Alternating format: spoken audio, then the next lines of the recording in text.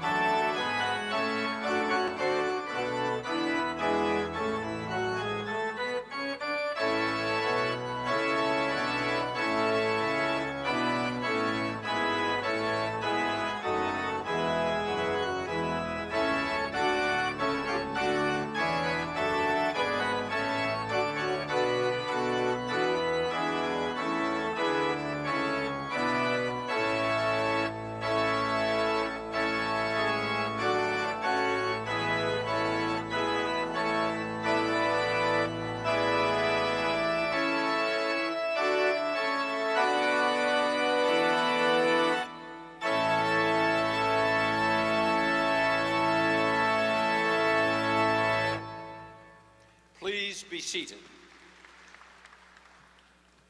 Ladies and gentlemen, the Dean of Northeastern University Law School, Emily A. Spieler.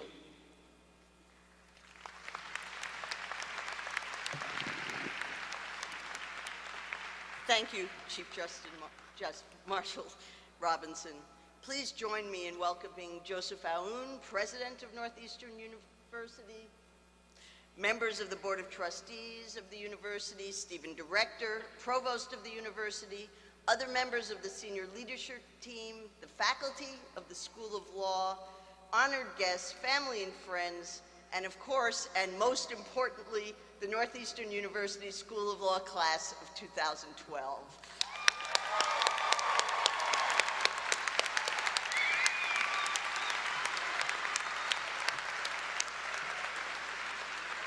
This is a time of celebration. At the end of these activities, you, our graduates, will be leaving us with the degree of Juris Doctor or Master of Laws. This is an achievement that you and your family should celebrate. For the JD alone, you've survived a tough 3 years, and you've been changed and grown in knowledge and wisdom since you made the decision to come to Northeastern School of Law. But before we salute you, I'd like to ask that we take a moment to thank the others who have helped you to reach this important moment in your lives. You wouldn't have survived without the help of your parents, your grandparents, spouses and partners, children and friends. They were the ones who supported you, both financially and emotionally, while you worked hard, grappled with new ideas and new thinking, figured out how not only to study, but also to be a lawyer. Sometimes, maybe often, they suffered from your inattention when you simply didn't have enough time to attend to the people you love. Would the members of the graduating class please rise and turn to face your family and friends? And now let's give them a rousing round of applause, recognizing their extraordinary contributions to your success.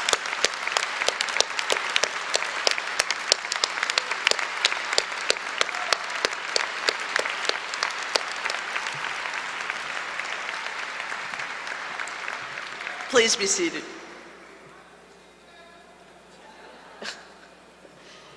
Before we introduce our speakers, There are a few words that I'd like myself to direct to you, our students, momentarily to be our graduates. Your class, the class of 2012, leaves a strong legacy at the law school. You were part of the teams that organized 3 fabulously successful student-organized symposia for the Northeastern Law Journal, followed by the successful publication of impressive journals. You expanded the journal to a 2nd annual publication this year, an ambitious project to unite the journal with other institutes and symposia occurring in the law school. You succeeded in competitions like the Intellectual Property Moot Court and the Jessup International Regional Moot Court. You helped us build our new dual degree programs with Vermont Law School in Environmental Law and Policy, and with Brandeis in Sustainable International Development. And you helped us strengthen the existing programs with Tufts in Public Health and the joint program with the College of Business Administration within Northeastern. In fact, today, Associate Dean Klepper of the College of Business Administration will award 3 of you with your MBA degrees at this commencement, a new tradition that we inaugurate this year. You were critical players in helping us build our global law program under the guidance of Hope Lewis, Dan Danielson, and others. You played a central role in the development of the Civil Rights and Restorative Justice Project, now a clinic under the leadership of Margaret Burnham. And you won an important University Research Award for your work on the cold case lynchings in Georgia in the 1940s. You helped us with many, many difficult community conversations about issues that were internal and external to the law school. You worked to create new pathways of communication between the student body and the administration, and you labored with us to work toward better models of student participation in law school governance, and we got it done. The new Agenda Committee, on which faculty, students, and administrators meet to discuss developments in the school, is functioning well, and you really made a difference. In your first year, you did amazing work in your social justice projects, providing valuable pro bono assistance to lots of organizations and learning firsthand the ways in which law can address disparities and social injustice. You investigated privacy rights for prisoners living with HIV/AIDS for the Justice Resource Center, and misclassification of construction workers for the New England Regional Council of Carpenters. You worked with the Wage Project, the San Francisco Department on the Status of Women, the National Center for Law and Economic Justice, the Medical Legal Partnership, and many, many others. All of this really did make a difference and taught you the basics of how to approach a real-world legal problem in a collaborative team. I know, we all know, it made your first year tough, but you learned things you wouldn't have learned at any other law school in the country. And like your predecessors, you fanned out across the country and across the world on your co-ops. You completed more than 300,000 hours of legal work in 862 placements in 28 states, from California to New York to Louisiana, plus the District of Columbia and Puerto Rico, from Austria, Ireland, the Netherlands, Switzerland, and the United Kingdom, to Liberia, South Africa, Tanzania, and Uganda, Brazil, Colombia, Costa Rica, to China and India and Lebanon and Palestine. In all, you worked in 17 countries on 5 continents. And you've worked in every imaginable legal setting: state and federal courts, international tribunals, domestic and foreign legal service organizations, public defender offices, unions, all levels of government, in-house counsel for both for-profit and nonprofit groups, and in law firms of every size, both in the US and globally. You've learned the importance of international law, not just abroad, but at home in the US. And you did extraordinary human rights work all over the world. You worked with the Human Rights Law Network in Delhi, India, international criminal courts in The Hague and in Tanzania, and you did human rights work on the West Bank in Palestine, and on the Rule of Law Initiative. You worked on the Rule of Law Initiative in China, and for the National Elections Commission in Liberia to help ensure a free democratic election there. You worked with the Due Diligence Project in Beirut and in Kampala, Uganda, with the Ugandan Association of Women Lawyers, working to gain a deeper understanding of the country's obligations to prevent human rights abuses, particularly among women. And of course, you worked with Oxfam closer to home. And it wasn't just human rights work you did. You've worked at private law firms in Boston and across the U.S., and also in places as different from Massachusetts as Costa Rica, South Africa, and Colombia. Really, a true record of geographic and legal adventuresomeness. 93% of you also completed at least one public interest co-op, and more than 2/3 of you completed more than one. And by doing this, you contributed an extraordinary number of pro bono hours to help marginalized individuals and groups. And through co-op, you learned a tremendous amount about the varied ways and places in which law is practiced.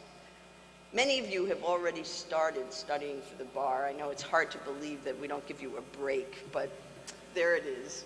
And soon you'll be spreading out across the country as judicial law clerks from Alaska to DC to Maine, as public defenders and with legal services organizations from California to New York, in law firms in New England and New York and New Jersey, to work with JAG in both the Army and the Coast Guard. Quite a few of you have also received prestigious postgraduate public interest fellowships. You'll be working at the Committee for Public Counsel Services and as an Equal Justice Works Fellow, with the Asian and Pacific Islander American Health Forum on a Reproductive Rights Fellowship, at Georgetown Law Center on a Women's Law and Public Policy Fellowship, at the Youth Advocacy Project as an EJW Fellow, at the ACLU of Northern California on a Racial Justice Fellowship, as an AmeriCorps Fellow with Greater Boston Legal Services, and you receive fellowships named for members of our faculty, as the Parmet Fellow at the Health Law Advocates and the O'Connell Fellow at Greater Boston Legal Services. Congratulations. You've done well, and despite the challenges of the legal market, I have not a single doubt that you will continue to do both well and to do good. Some of you have already settled in your next steps. Many of you are still hunting. Even in these challenging times, though, you should indeed feel confident. Because of the Northeastern program, you know more about how to practice law, how to think about the law, and the relationship of the law to society and to justice, and who you want to be as a lawyer than your peers who are graduating from other law schools this spring. You're poised to be both great lawyers and great leaders. You have a lot to be proud of, and we are indeed very proud of you. It's also important to remember that the degree you receive today carries with it special privileges and very special obligations. It's almost exactly 1,000 days since I welcomed you to Northeastern in the fall of 2009. These 3 years have been bracketed by turbulent politics, continuing recession here and around the world conflict, an environmental disaster in the Gulf of Mexico, and a wave of change across North Africa and the Mideast whose end is not yet in sight. In this turbulent environment, the careful study and practice of the law becomes ever, ever, ever more important. We are truly lucky to live in a country in which we strive to abide by the rule of law. It is through the law that we guarantee basic rights and freedoms, through the law that we defend these rights. But we are challenged in this country, as people everywhere are challenged, to ensure that the rule of law also means that we govern ourselves carefully and well.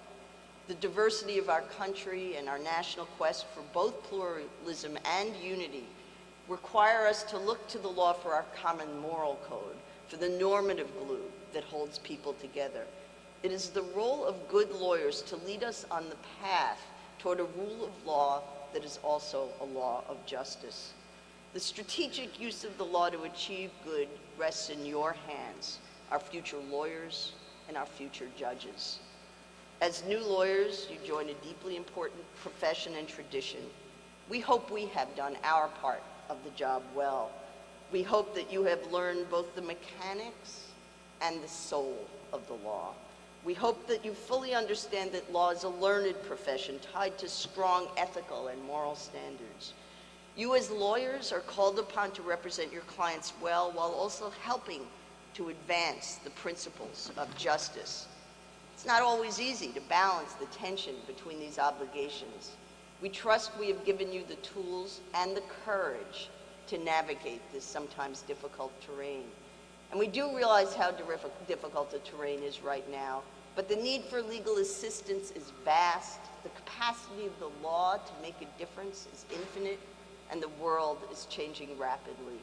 I have no doubt that you will find your way. We hope that you take with you from us the people who have taught you and worked with you inside the law school, the people with whom you have studied, not only an understanding of the mechanics of the law, but also a deep tolerance for diversity and an equally deep intolerance for injustice. If we have accomplished this, then you and we have done our shared 3-year job well.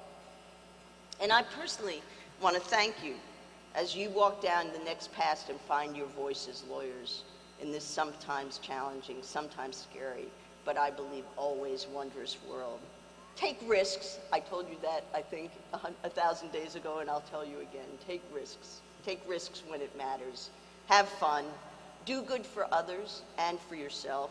Stay true to who you are. Hold on to your passions. Stay in touch with each other. Support and comfort each other, and celebrate the good times with each other.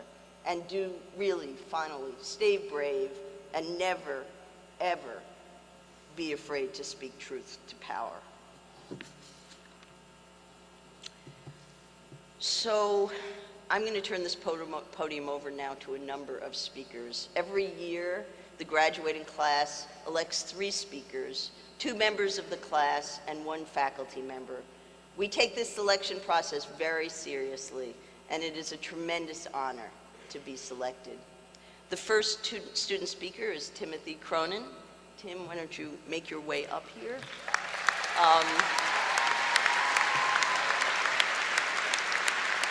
Tim graduated from Colby College in 2003. He's a lieutenant in the U.S. Coast Guard. He earned an MBA from the Kelley School of Business at Indiana in 2009 before joining the class of 2012 here at Northeastern. Tim will be returning to the U.S. Coast Guard JAG after graduation. During his time at Northeastern, he did co-ops with U.S. District Court Judge Patty Saras, the Criminal Division of the U.S. Attorney's Office, and with the U.S. Coast Guard. Tim. Thanks very much, Dean.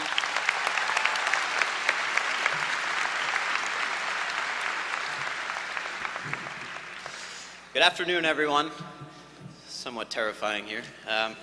It's an honor and a privilege to be speaking before you today. Please let me be the second to thank our friends and families for the last 3 years of faithful support that you've all given us. Thank you very much. So as I started reflecting on today and thinking about 3 really great years of law school, one memory in particular popped into mind. I remember sitting in my first year property class and hearing one of my classmates correctly answer a question. The professor was clearly impressed. She said, great job, bingo, you got it. And then she commented on how quickly the transition occurs from average person to future lawyer. At that point, we were still in the trial by fire. I may have made a grave mistake by deciding to come to law school stage of things. And I remember thinking that I, at least, hadn't begun transitioning to anything. Well, today I can honestly and confidently say that we've made the transition, but I can also say that there's a little bit more to the story than we may have initially thought. If I had to more accurately describe it, it'd go something like this. It's amazing how quickly the transition occurs from normal, well-adjusted and well-adapted person to paranoid, obsessive-compulsive, and somewhat socially inept future lawyer. Our class used to be made up of many decent athletes, students, and cooks. Today, we've replaced those pursuits once known as hobbies with the entirely annoying habit of arguing for fun. I'm certain that the car ride over here today probably engendered a few arguments if you were traveling with a graduate student. The barista's incompetence, your teenage cousin's tenuous grasp of federal tax law, both very classic examples from this year's graduating class. How did my international law moot court team celebrate after 4 months of grueling preparation and then the tournament down in New York City? We ran to the closest bar we could find, and we immediately began duking it out over the law of international armed conflict. It was awesome. Our perspective is a bit distorted. Those loose walnuts in the grocery store that used to look like potential salad ingredients, well, they've moved to potential lawsuit. We've grown a bit nerdier. I'm still pretty angry at my wife for rejecting my Framers of the Constitution Halloween costume last year. And I'm still quite convinced I would have made quite a stunning James Madison. We pursue proper punctuation with an almost religious fervor. We've become increasingly hostile to the non-lawyers' poor grasp of the proper use of the comma and semicolon. Troublingly, there's a couple of graduates here today that consider Oliver Wendell Holmes to be one of their dearest friends, and the problem with that statement should be readily apparent. And finally, dating and relationships, they regressed right past undergrad and high school, and they landed somewhere around the 8th grade. Law students started seeking other law students, and my best guess as to why is that pickup lines such as, "Can I show you some of my offensive collateral estoppel?" probably failed to work on the unsuspecting general public. But there's something else about this transition to being a lawyer that has made me exceedingly proud to be graduating with the individual seated before you today. For the last 3 years, my classmates have provided me with a very real sense of what it means to be a profoundly important lawyer. For 3 years, they've showed me that it doesn't require that big title or the big win. Instead, you can find profoundly important lawyering anytime a lawyer is willing to get to consistently pair humanity with the practice of law. From day one, they understood that a lawyer's worth is best defined through the eyes of the client, and this principle enabled them to get to the heart of effective and meaningful representation. At the end of the day, the confused defendant, the homeless veteran, the angry plaintiff, and the friendless prisoner are in the best position to judge the success of your legal advocacy. To them, your stress, your other clients, your responsibilities, your win-loss record, those things pale in comparison to the daunting and current challenges that they all face. While each of these clients, of course, has his or her own goals, they, across the board, are looking to be treated as an individual, to receive the zealous representation, the respect, and the fair shake that they deserve. And my classmates, from the very beginning, understood and internalized that simple but very powerful reality. And why does this impress me? Because it's really hard to do. Humanity and the practice of law, they don't mix naturally. The system's far too big and far too harsh. Yet over the course of 4 co-ops, clinics, other opportunities, classes, my classmates have learned firsthand that getting up every day, going to work, and facing the rigors of this profession is a very tough business. The trauma, the stories about the overwhelming obstacles that our community members face daily, these are very real. And to those members of the community, those clients, the stakes are extremely high. And I can say for a fact that my classmates have struggled for the last 3 years to ensure that the quality of their representation is just as high. Each graduate here today has his or her own story. Some fought in bail hearings against seasoned district attorneys because they understood that the longer that person remained in jail, the more difficult it would be for that defendant's family to survive. Some traveled to the Deep South, looking for evidence that might free wrongly imprisoned defendants. Some of my classmates advocated in the LGBTQ community for civil rights in poverty law because that's what justice means to them. My classmates work for small and large firms, for banks, for corporations, helping those corporations navigate the financial crisis with a firm understanding on the impact on you and me. My classmates repeatedly showed me that when a domestic violence victim asks his lawyer or her lawyer for a cup of coffee rather than to go talk to the police, the Northeastern lawyer will ask that person if they want cream and sugar. In conclusion, our careers will be taking us in any number of unknown directions, to firms, corporations, and government positions around the country.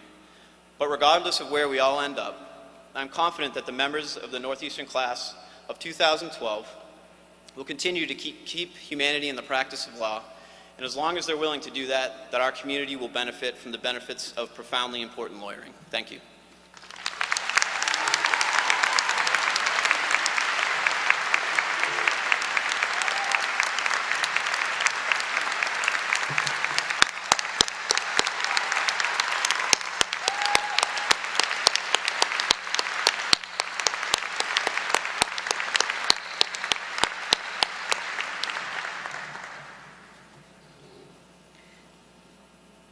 second student speaker is Dina Sharuk. Dina is a 2007 graduate of Wellesley College. She did her co-ops with the ACLU in Honolulu, with the Massachusetts Federal District Court Judge Bill Young, the law firm of Lurie and Krupp, and the Jerome and Frank Legal Services Organization at Yale Law School, where she worked with low-income immigrants on asylum, post-asylum, adjustment of status, and other immigration-related matters. During her time at Northeastern, Dina was also a teaching assistant for criminal justice and a research assistant for the program on human rights and the global economy. Dina, come on up.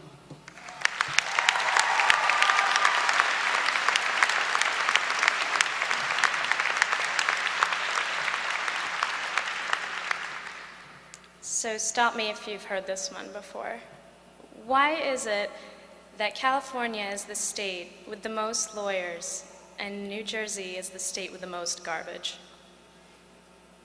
Because New Jersey had first picks. When I was a kid, if you'd asked me what I wanted to be when I grew up, I would have told you that I wanted to be a doctor, a firewoman, and a policewoman. And if you asked me why I wanted to be each of those things, I would have told you it was because I wanted to help people. Well, I wouldn't be a very good doctor because blood makes me queasy. And I wouldn't be a very good firefighter because smoke makes me queasy. And I wouldn't be a very good police officer because, well, high-speed chases also make me queasy.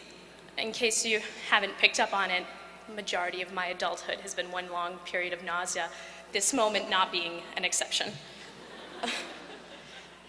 But if you were to ask me today why I wanted to be a lawyer, I don't think my answer would have changed much. And I submit to you that many of my classmates came to law school for that same reason. We came to law school to help people. My colleague Chikelo Ibabuchi told me that he came to law school because, yeah, Chike. He told me he came to law school because, quote, in part it provided levels of knowledge that is foreign to the average person and those who needed it most. My colleague Patrice Dixon came to law school to advocate on behalf, yeah, Patrice. Patrice came to law school to advocate on behalf of indigent and immigrant minorities battling employment discrimination. Christopher Bridges told me that he came to law school because, quote, I want all the have-nots to have a better, higher, and more equal quality of life. Sara Basaria told me, quote, I want to be a public defender because I really do believe in the Constitution, and more than that, I believe it is applicable to everyone, regardless of race or socioeconomic status. Amanda Riyad wanted to give a voice to those who are either unable or unwilling out of fear to speak for themselves. And then there was Gregory Canaan. He said to me, and I quote, I came to law school because the world is such an aggressive place. It'll knock you down and keep you down if you let it. At this point, he tells me he's quoting Rocky, which is good because I wasn't really clear where he was going with that.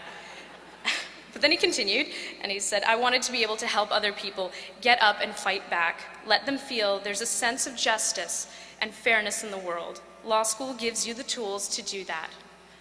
Undoubtedly, many of my colleagues came to law school to help people. Now, I know what some of you are thinking. Dina, I'm a corporate lawyer. How could this speech be at all relevant to me? But I have good news. I was recently informed that corporations are people too. So there's that.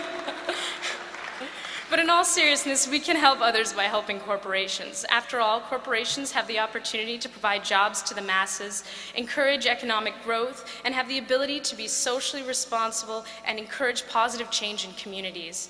My colleague Jane Nicole Knox wanted to help corporations make better choices and impact their consumers throughout the decision-making process. One day, she will start her own firm that will aid and foster inner-city entrepreneurship. Regardless of your goals when you came to law school, I ask that somewhere between the long hours, the paperwork, and the briefs, that you remember that you have the ability to help others. The world we live in today undoubtedly faces a host of problems, many with roots in inequality, discrimination, and disenfranchisement. But by helping others through advocacy and support, we can, on the micro level, solve individual injustices, and on the macro level, we can contribute to a safer, more stable world. Consider that any argument you bring to court and any publication you produce has the potential to influence public policy and shape our society for the better. Use that privilege responsibly and use it to make the world more equitable. Consider that any client could be the next Paul's Graph or Caroline Products. You have the potential to make new law through your advocacy, and the possibilities for positive change are endless. Never underestimate the power of a kind word or a helping hand. Law school has provided us many tools and opportunities with which we can effectuate positive change, but it is our own humanity and our compassion that will guide us down a path of helping others. In the words of Charles Dickens, do all the good you can and make as little fuss about it as possible.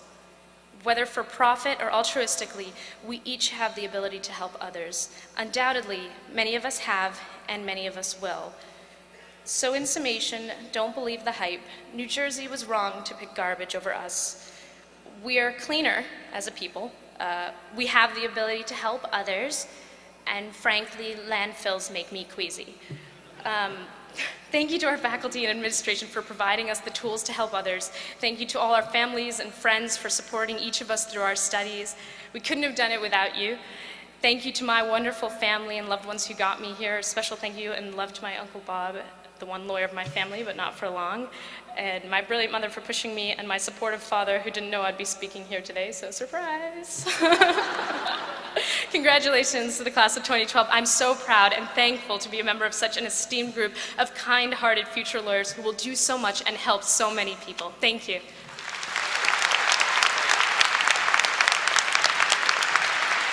fabulous.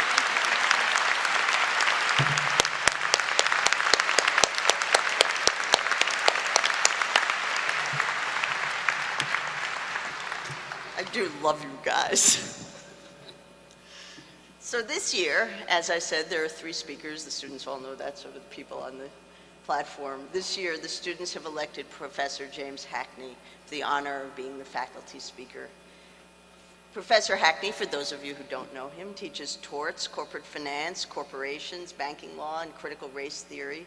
His intellectual interests outside the classroom focus on intellectual history, law and behavioral economics, and critical race theory.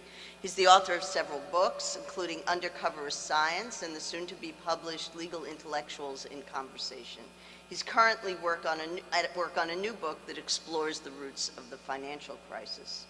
Professor Hackney brings to his teaching and his scholarship a fierce intellect tempered by a great sense of humor. He is one of the, without question, hands down, one of the best teachers here. He is also a terrific law school and university citizen, leading our research efforts, mentoring our junior faculty, representing the law school within the university, and raising the bar of expectations for students and colleagues alike. James.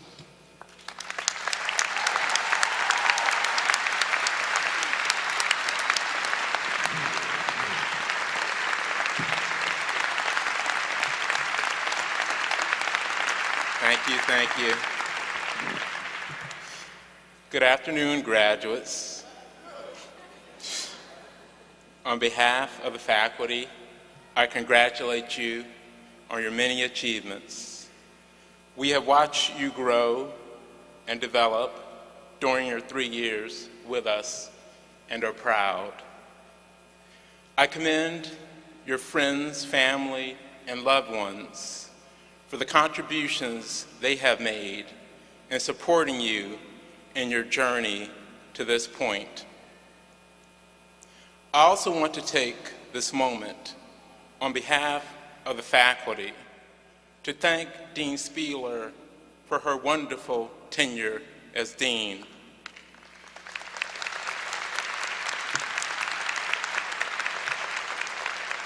Emily, you have transformed our institution for the better, and we applaud you for your leadership. Graduates, now comes the time when you leave the confines of our small but special law school to chart your path through the profession and life. I know the challenges are daunting. We're living in a moment of economic turmoil, political strife, and transformation in the legal profession. Our mission is to train you to undertake the practice of law. However, at Northeastern University School of Law, we do something more important than that. Through your experiences in class, on co-op, representing clients in legal skills and social contexts, and in clinics, and in your interactions with your fellow members of the law school community, we also prepare you for the practice of life.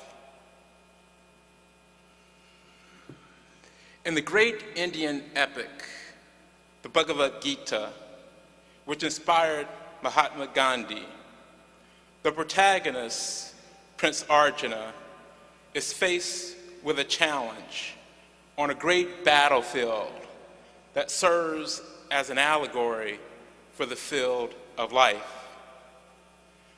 Arjuna is torn between his hesitancy to join in the battle and the need to fulfill his mission in life, to be a warrior.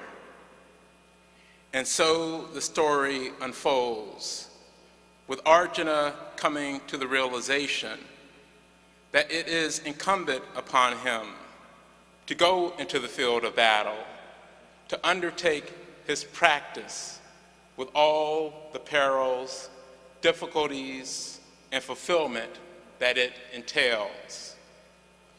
You will face similar moments of choice as you tackle the challenges of life, both professional and otherwise. The turning point for Arjuna is when he heeds the counsel to not take his personal interests as paramount, but to fulfill his duty for the good of others. If you do the same, I am sure you will live a good life. This is the central lesson that we have attempted to impart upon you.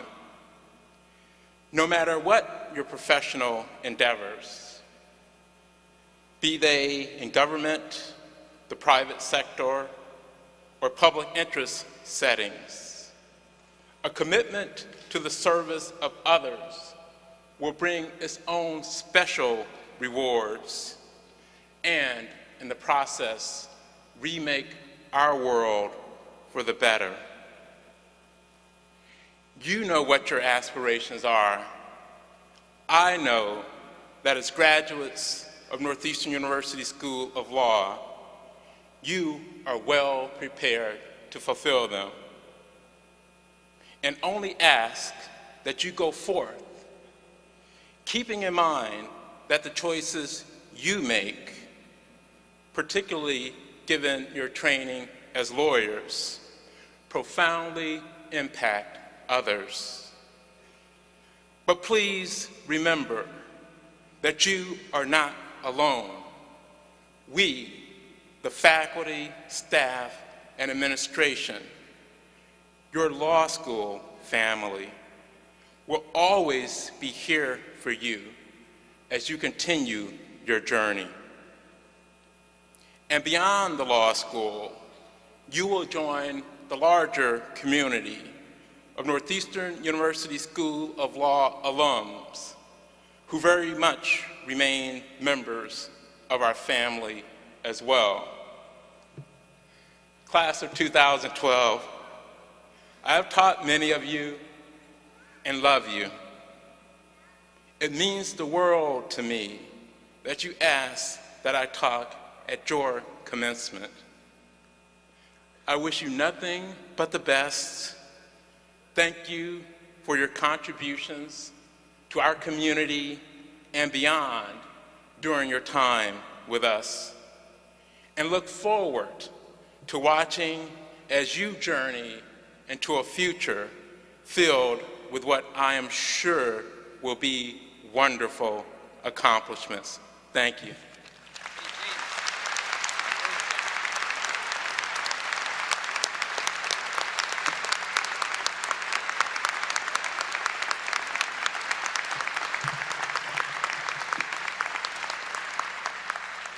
Thank you, Professor Hackney. The honorary degree will now be conferred. It is my pleasure to introduce Catherine S. McHugh, Vice Chair of the Board of Trustees of Northeastern University.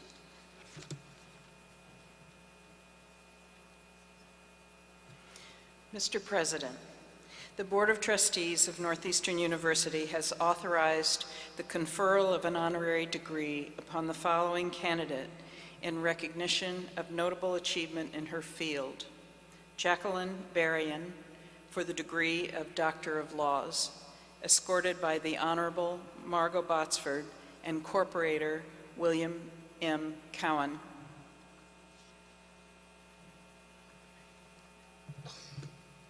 Thank you, Vice Chair McHugh. It is now my pleasure to call upon the Honorable Margot Botsford to escort the degree candidate and to ask Corporator William Cowan to join me at the podium.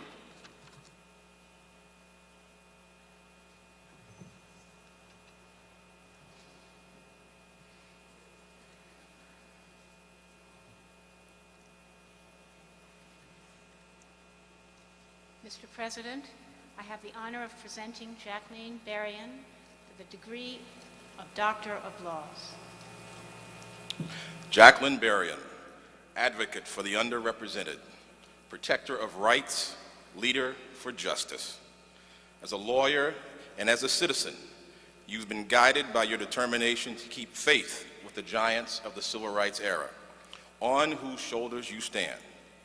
Your lifelong commitment to give a voice to those not represented in the halls of power prompted President Barack Obama to anoint you to lead the U.S. Equal Employment Opportunity Commission. Through your leadership, the EEOC has been a vigilant watchdog against pervasive workplace discrimination.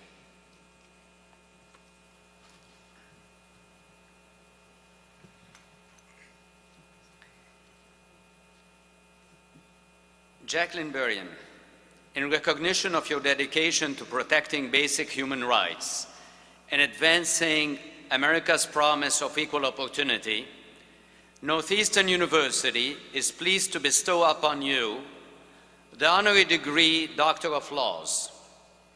In recognition of this degree, Trustee Botsford will vest you with the hood.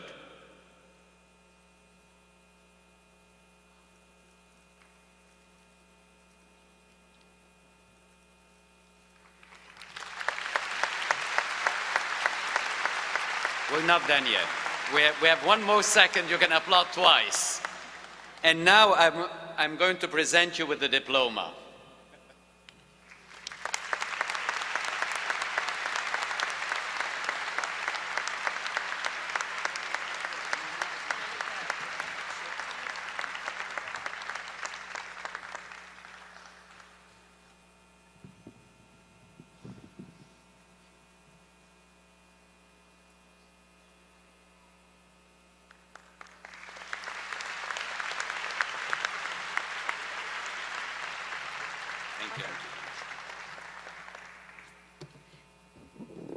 It's my honor to more fully introduce Dr. Berrien to you.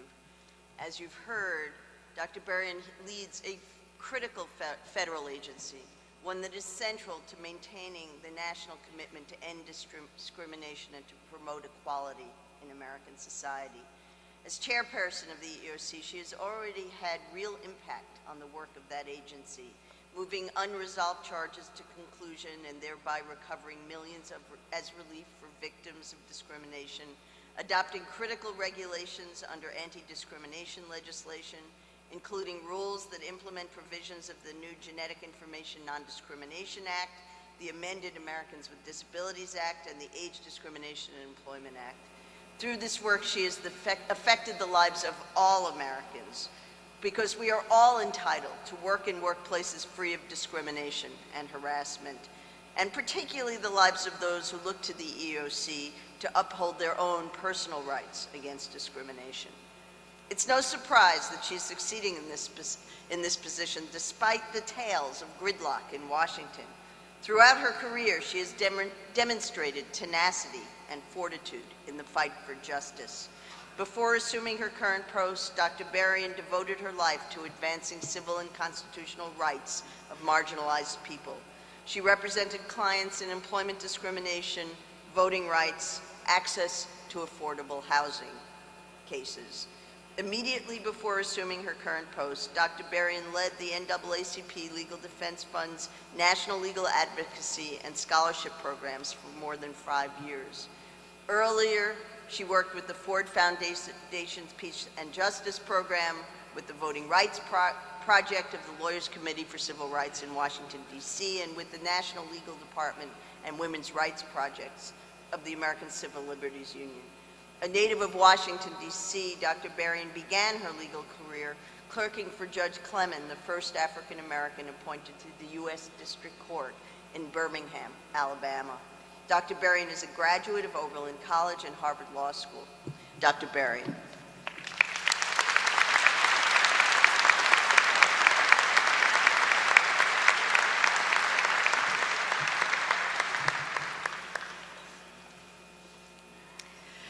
Thank you so much for that very, very gracious introduction, for the warm welcome that I have received here at Northeastern University. I'm thrilled to receive an honorary degree from Northeastern University, and I was delighted to receive and to accept President Aoun's invitation to address the Northeastern University School of Law class of 2012 and to receive this honorary degree. It's difficult, one of your classmates said that as she stood here, it's quite a feeling. Both of your classmates actually said that, and it is quite a feeling. This is the first time I've ever been in a hockey arena.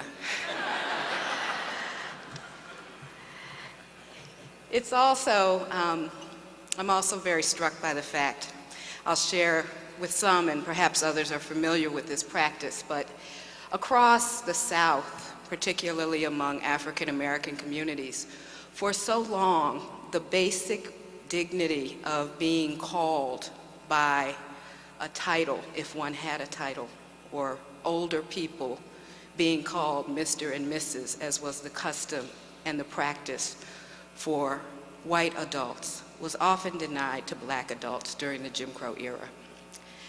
And one of the byproducts of that practice has been a custom that still exists in some parts of the country, where people with degrees, and sometimes people without degrees, but people who people respect, are called doctor.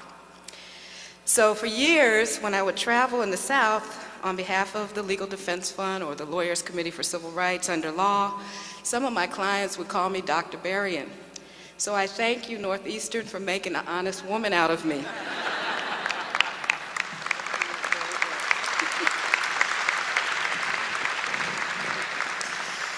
So many men and women I have long respected and admired and learned so much from, including 2 Emeritus Directors Counsel of the NAACP Legal Defense Fund, Julius Chambers and Elaine Jones, as well as the late Judge A. Leon Higginbotham, and so many others have received honorary degrees from this law school. So this occasion is especially meaningful to me. Others have recognize the family, friends, and loved ones who are in the room, and that is appropriate. But I suspect I am not the only one who is also remembering family who are not in the room because they are now deceased. But I know that my parents, like any of you who may have people who have gone on, but who helped to get you where you are today, are watching from heavenly box seats. I'm very blessed today to be joined by my best friend, my husband of 25 years, Peter Williams.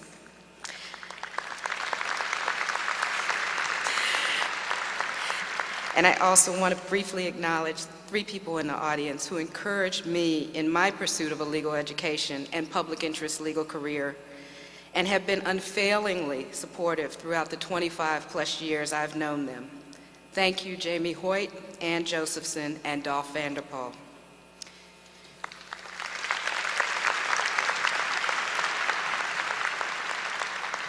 And finally, while a faculty like this would undoubtedly include many friends to me and to others who have worked long in public interest, I would be remiss if I didn't especially acknowledge my dear friend and a former law school roommate who is a member of this faculty, Professor Hope Lewis.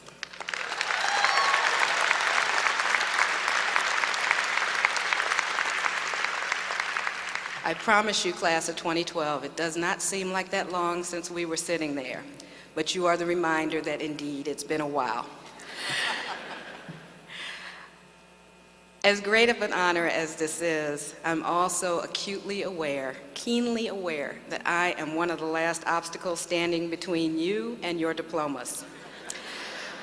And I assure you that if I've learned nothing else, it's that I shouldn't spend very long in such a precarious position. In a little while, okay, let's be honest, perhaps already, champagne corks have popped, tassels are moved, balloons released, fancy meals eaten to celebrate your law school graduation. But for some, indeed perhaps for most members of the class of 2012, the celebrations may be short-lived. As you've already been reminded, and as I vividly remember, bar review awaits. As happy as you are to see your loved ones in the audience, you may be worrying about the job market right now, or worrying about student loans. But I want to encourage you, and I can say this from the standpoint of survival. Do not allow these bullies to steal your joy today or any other day.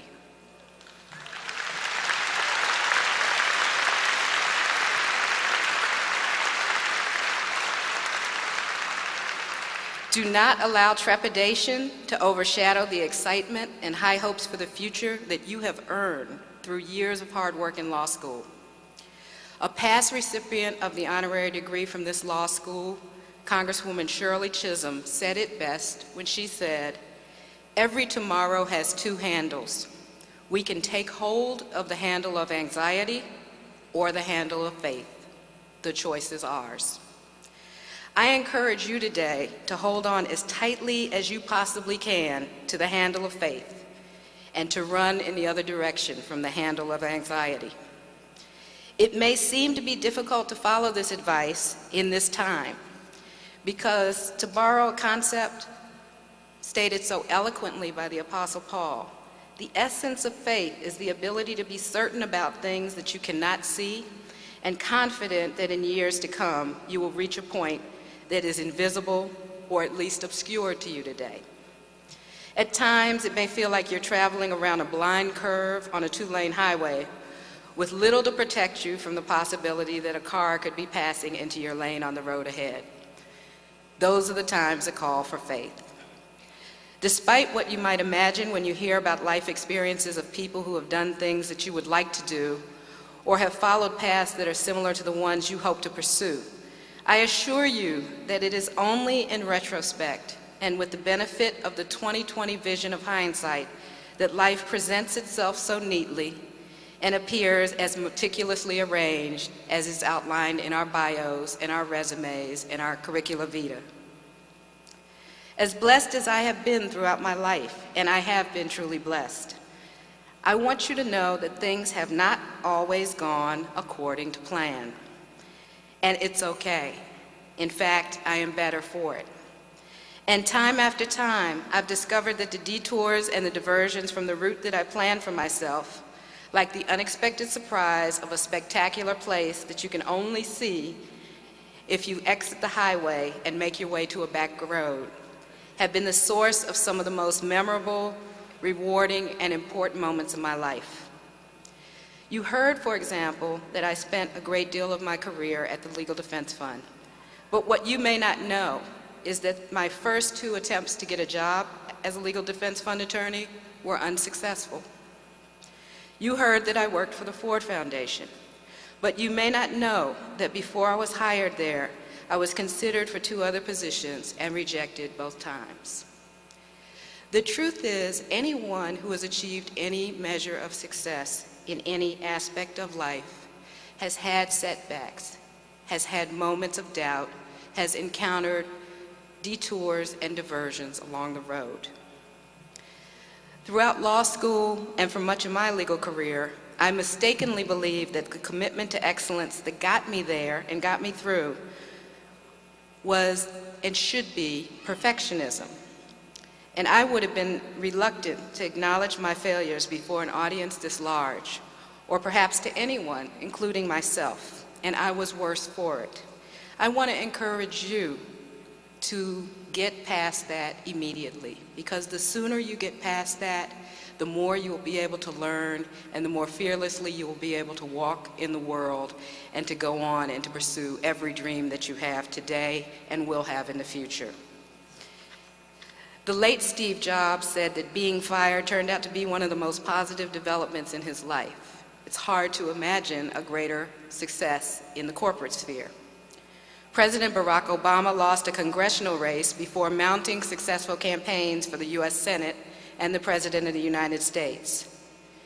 He was able to make history despite losing a race. And in his wonderful memoir, A Reason to Believe, Governor Deval Patrick, who received an honorary degree from this law school in 2002, had this to say about the importance of moving beyond setbacks. Everyone, especially young people, must learn that their ideals need not be casualties of their confrontations with reality. I have had my setbacks and outright failures like anyone else, but I have managed to avoid the apathy, pessimism, and even immobilizing sadness that so often come in the wake of struggle.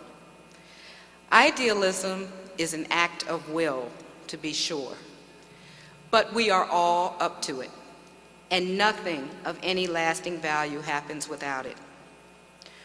One of the things that will allow you to see beyond any setbacks you may encounter and push past any rejection you might have received or may receive in the future is never losing sight of the opportunity and responsibility that you have to serve.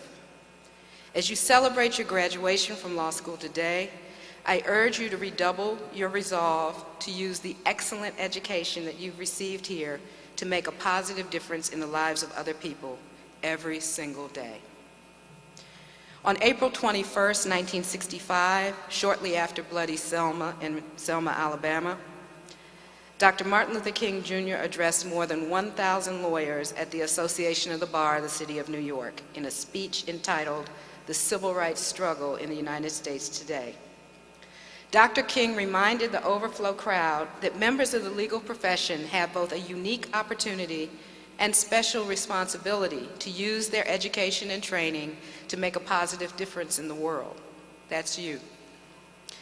Dr. King said, "I must confess that I hesitated before accepting the Bar Association's invitation. I have mixed, almost schizophrenic feelings about lawyers.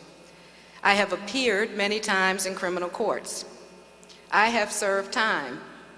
I've had considerable firsthand brushes with lawyers, on the bench and before it. I was told the other day that my close associates, the Reverend Ralph Abernathy and the Reverend Fred Shuttlesworth and I, are among the best clients of the Legal Defense Fund. I assume, because it could not be otherwise, that our description as best clients was earned by our volume of cases as opposed to fee collections. I would be less than candid if I did not admit that my associations with counsel for the opposition were not always pleasant. My mixed feelings stem from the fact that notwithstanding the aforementioned wounds, as you lawyers say, I have a deep and abiding admiration for the legal profession and the tremendous role it has played in the service of the cause of civil rights. Your profession should be proud of its contributions. You should be aware, as indeed I am, that the road to freedom is now a highway because lawyers throughout the land, yesterday and today, have helped clear the obstructions, have helped eliminate the roadblocks by their selfless, courageous espousal of difficult and unpopular causes. For every noted hero, there have been hundreds who have labored humbly and anonymously in the vineyard of freedom. I do not know whether your career will be one that will make headlines or whether you will be one of the people who is on the sidelines making a difference. But you can be sure that either way, the important thing, the most important thing is that you are making a difference. As students and now graduates of this law school, you have been exposed to core values that include educating lawyers who are concerned about injustice and mindful of opportunities to address it. You are or should be no strangers to the ideals and values that Dr. King spoke about. But I've shared his message with you today to challenge and hopefully inspire you to make the commitment to public service and social justice that were integral to your law school experience, an integral part of your life as a lawyer. You will never be sorry for it. Last month in Washington, I was part of another group of 1,000 lawyers. The occasion was different, of course, and the time was different. The occasion was a memorial service for the 6th Director Counsel of the NAACP Legal Defense Fund, a tremendous attorney named John Payton, who is known to members of your faculty and to many lawyers across the country. Before his appointment as one of Thurgood Marshall's successors at the Legal Defense Fund, John's legal career included service as a law clerk to a federal district judge, partnership in one of the country's most prestigious law firms, Wilmer Hale, service as a corporation counsel for the District of Columbia, and teaching at Harvard and Howard law schools. In addition to that, he donated his time and provided financial support to many nonprofit organizations. He secured pro bono representation for anti-apartheid protesters during the Free South Africa movement, served on the boards of the Lawyers Committee for Civil Rights Under Law and the DC Bar Foundation, and was an independent election monitor when President Nelson Mandela was elected in South Africa. He argued before the United States Supreme Court in several important civil rights cases. But behind the scenes, he made the time to be a mentor and advisor to countless lawyers he worked with over the years. And I consider myself very fortunate to have been one of them. Several months before he learned that he was suffering from a terminal illness, John was interviewed by his law school alumni magazine. His message, like Dr. King's address to the New York City Bar Association, will hopefully inspire you as you graduate and throughout your legal career. John said, no matter what you do in your career, you can still do things that help advance issues of social justice and racial justice. That includes pro bono service and financially supporting causes you believe in, but there are also things you can do outside of your job, becoming involved in your communities in ways that matter, becoming involved in how your school system works, and striving to make it better, making sure that our civic culture is healthy. Members of the class of 2012, no matter what path your career may take, you have the opportunity and responsibility to serve. You can do it in any of the ways that John described. You can do it by mentoring a child or a young man or woman who is trying to figure out where they are called to serve and how they can get there, perhaps as you have been as a student. And you can do it by ensuring that however you make a living, you commit at least a portion of your time, talent, and treasure to help others without regard to their ability to pay you. Northeastern Law School has trained you to be discontent with injustice, and it has prepared you well to be a force for positive change. I know that you can, and I expect that you will make great contributions wherever you go from here. My heartfelt congratulations to all of you, and in the words of St. Ignatius Loyola, go forth and set the world on fire.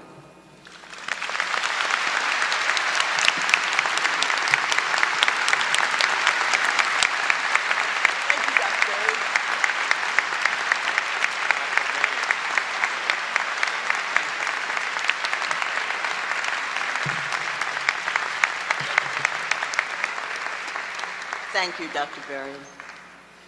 The degrees will now be conferred. I call upon Stephen W. Director, Provost.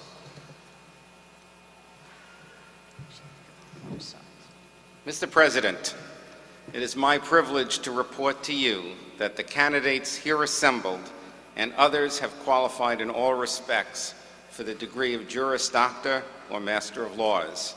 They have successfully completed curricula offered by the School of Law and have been recommended by the faculty and the Council of Deans to be awarded degrees in recognition of their academic accomplishments. Emily Spieler, Dean of the School of Law, will now present the candidates. Will the candidates for the degree of Juris Doctor please rise and remain standing until your degree has been confirmed? Mr. President, it is my privilege and honor to present to you the candidates who have qualified in all respects for the degree of Juris Doctor. By virtue of the authority vested in me by the Board of Trustees of this university, I do hereby confer on you and all those who have properly qualified the degree of Juris Doctor with all the honors, privileges, and responsibilities thereunto pertaining. Graduates, I salute you.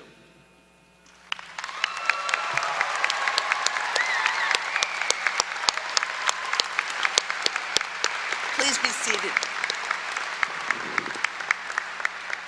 Will the graduate for the degree of Master of Laws please rise and remain standing until your degree has been conferred?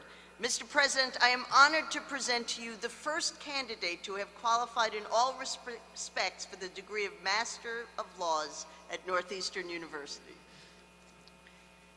By virtue of the authority vested in me by the Board of Trustees of this university, I do hereby confer on you and all those who have properly qualified, but I don't see them, the degree of Master of Laws with all the honors, privileges, and responsibilities thereunto pertaining. Graduate, I salute you.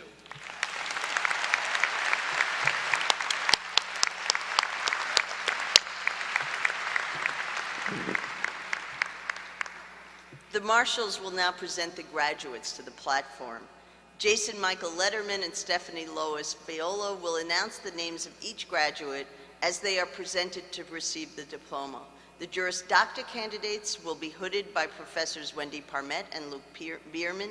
3 members of the class will be hooded by members of their own families who have special connections to Northeastern School of Law. The candidates who will also receive the degree of Master of Business Administration will receive their diploma from Kate Klepper, Associate Dean for Graduate Programs in the College of Business Administration.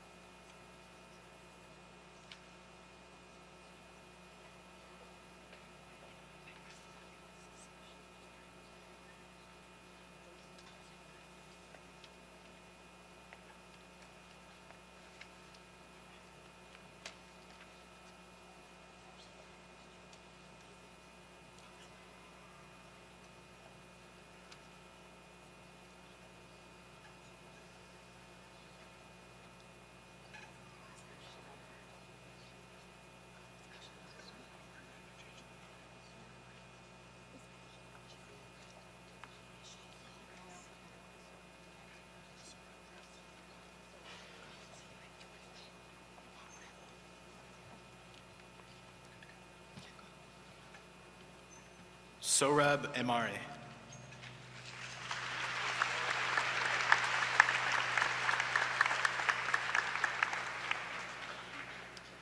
Christopher Joseph Aiello.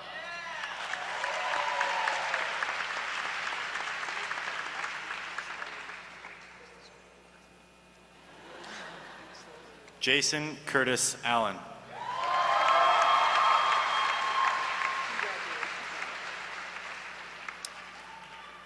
Om Shri Amara Singham.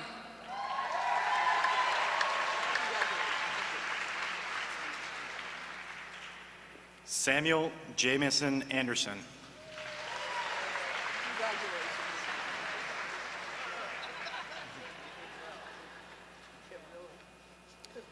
Stephen Edward Bardalis.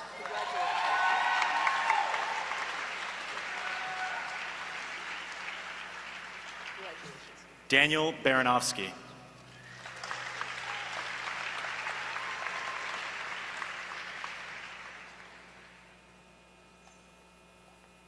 Shelley Ann Barron.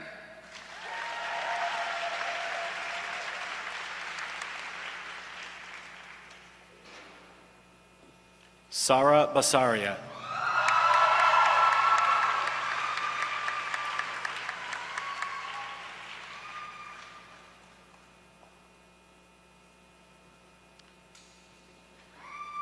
Caitlin Mary Bowerly.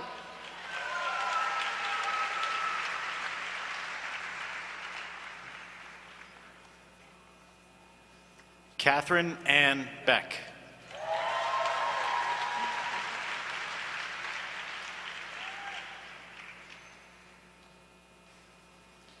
Michael Paul Barini.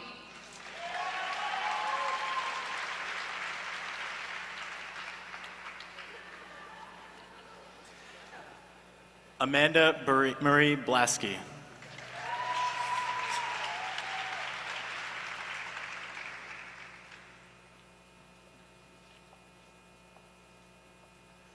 Gavriela M. Bogenfarber.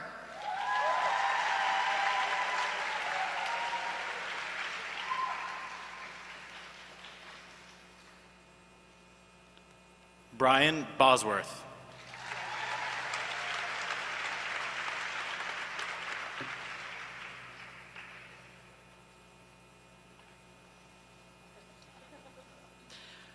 Matthew E. Brescher.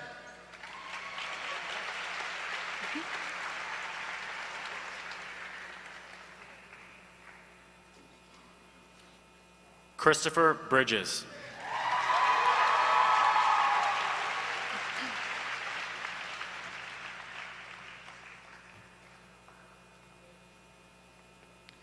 Nicole Sherry Britton Snyder.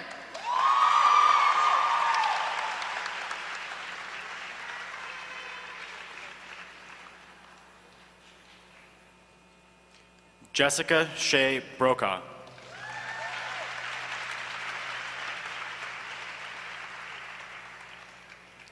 Adrian Ruth Brown.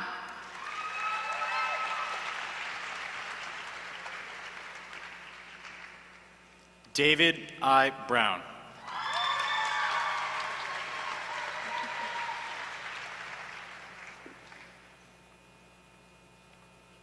Lauren Ashley Brown.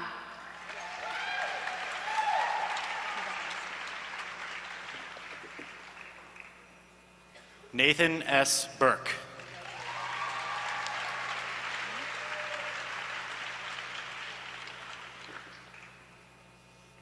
Megan Maloney Burton.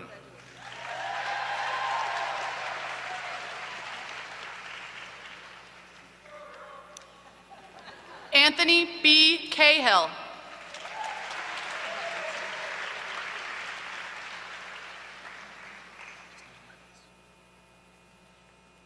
Aaron Harry Cardy.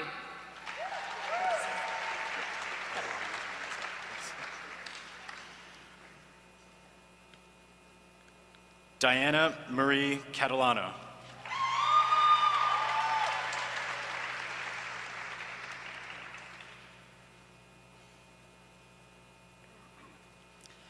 Heather C. Catherwood.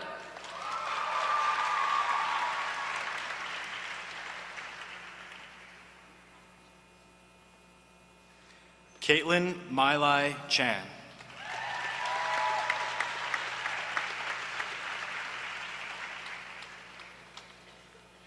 Christine D. Chilingerian.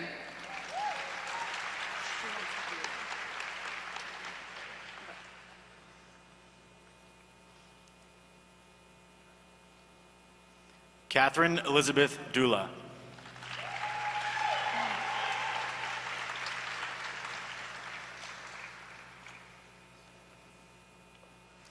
Robert Alejandro Siccia.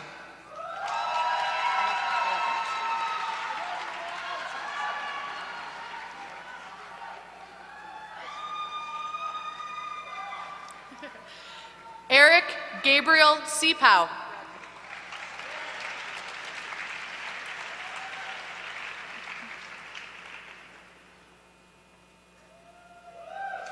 Stephanie Jane Kochi.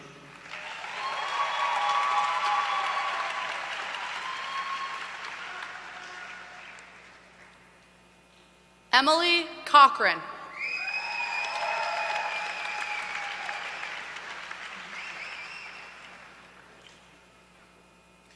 Ian David Coghill.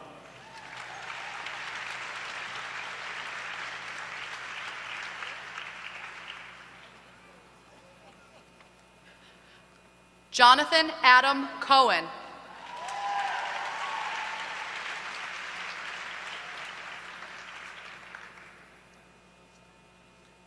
Lupita Colon.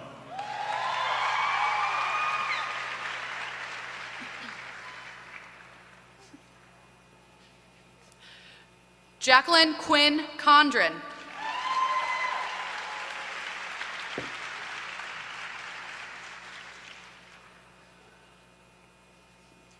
Carolyn Elizabeth Conti.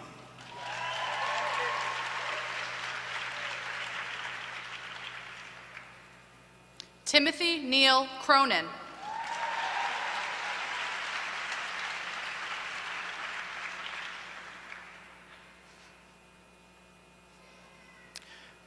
Emily S. Cottrell.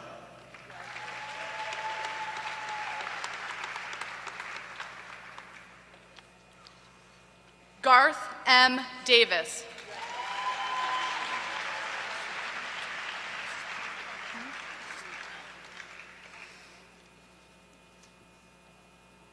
Shatila Sharia Bia D. Leon.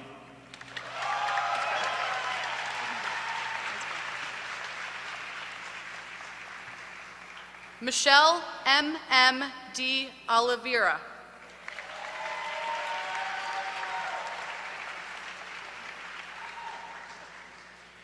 Megan Ann Deely.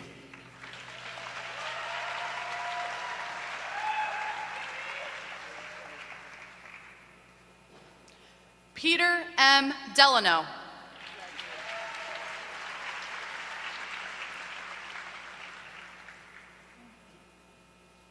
Sarah Trainer Delory.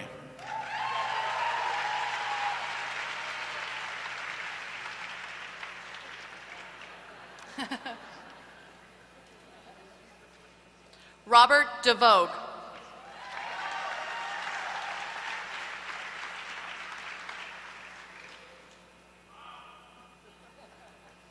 Nina Singh Duni.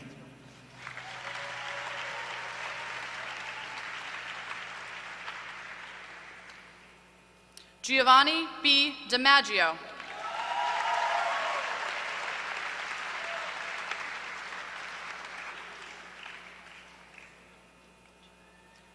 Joseph Thomas DiMaria.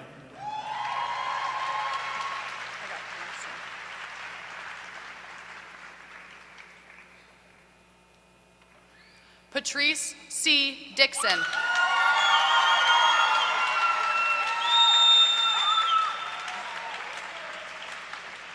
Raquel C. Dixon.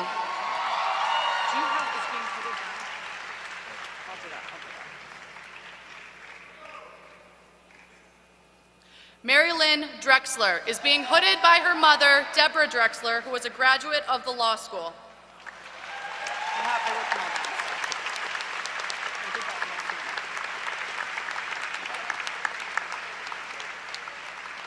Caitlin L. Dunn.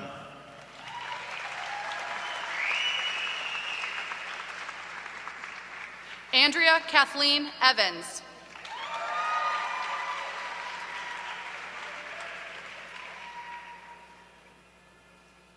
Miriam E. Feliz.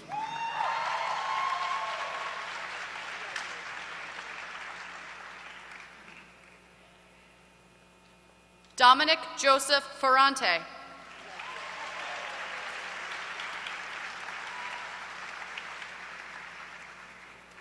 Timothy Scott Ferreter.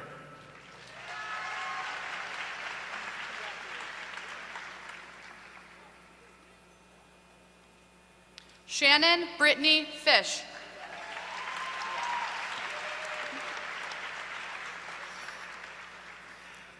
Hannah Mamie Patricia Fisher.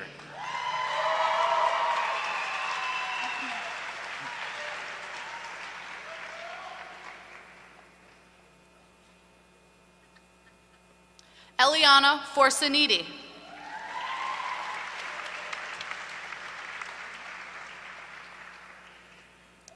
Michael Fridman.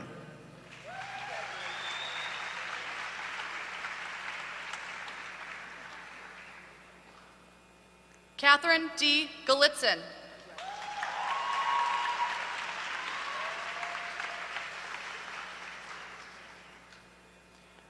Anisha Divyakant Gandhi.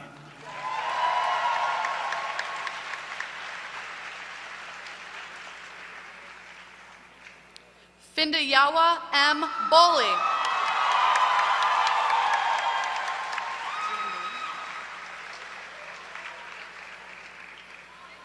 Sophia Giandoni.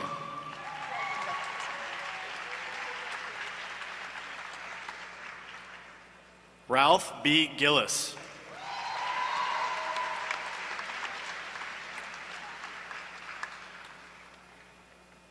Megan Suzanne Glynn.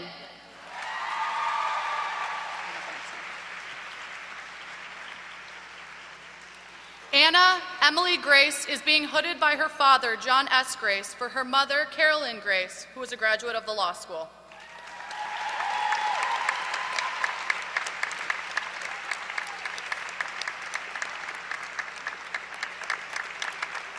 Gary T. Grasso.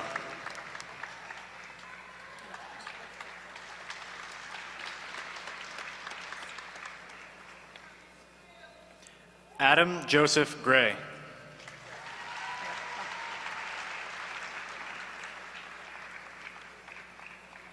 Tom C. Griesmer.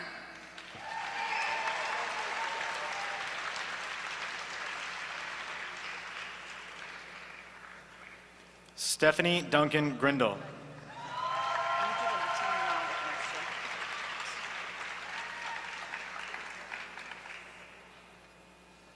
Deborah Nicole Grunin.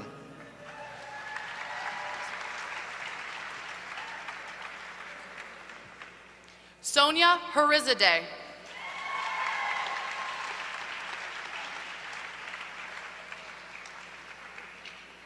David C. Hafner, who is being hooded by his uncle, Professor Carl Clare.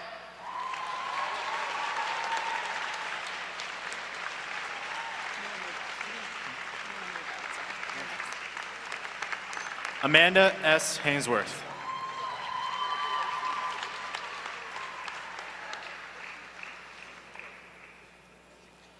Fatima Hajataki.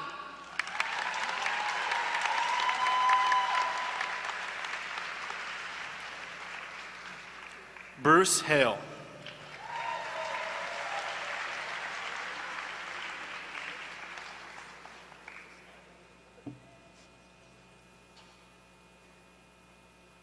John Norman Halter.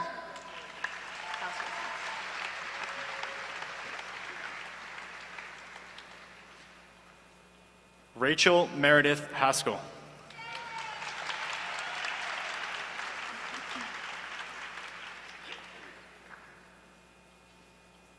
William John Helmer.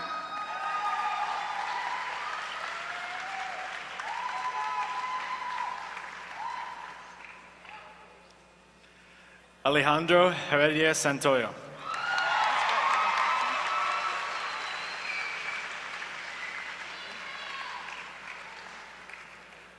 Ryan Joseph Holt.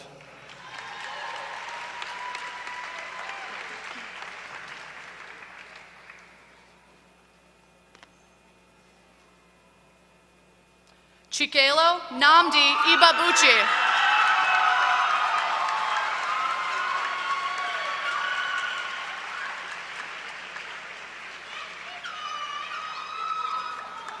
Teresa Kathleen Howdigi.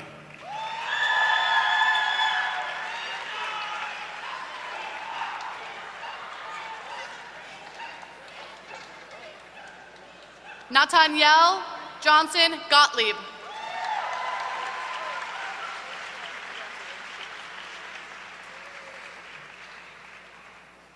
Ashley Vandea Jones-Pierce.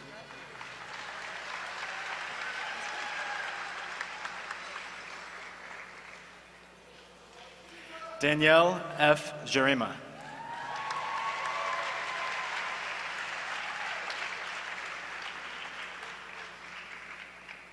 Kevin Kazuo Yao Hoon Kam.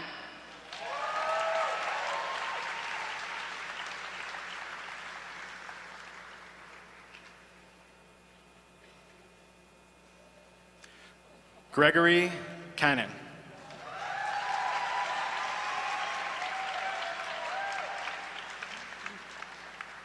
Julie E. Kaplan.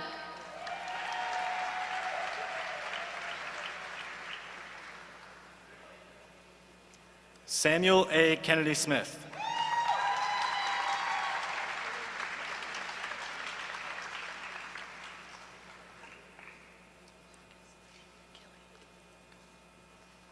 Brittany A. Killian.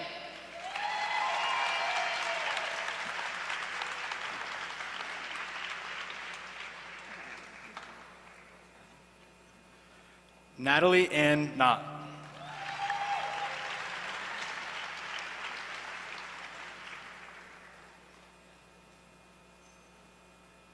Jamila Nicole Knox.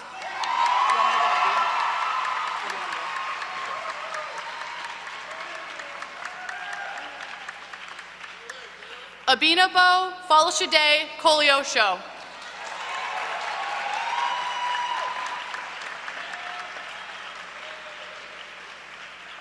Jason Edward Corda.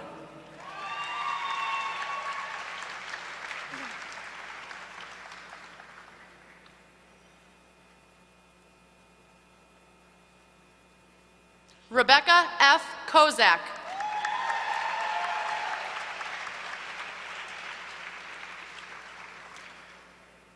Kenneth Anthony Lamontia.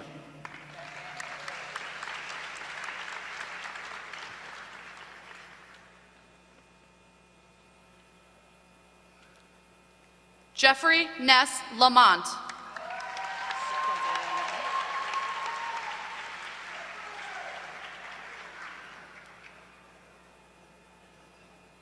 Ju-Young Lee.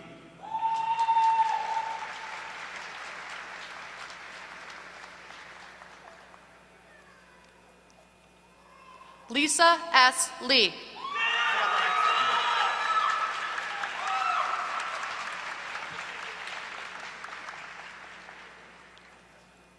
Matthew Terrell Lee.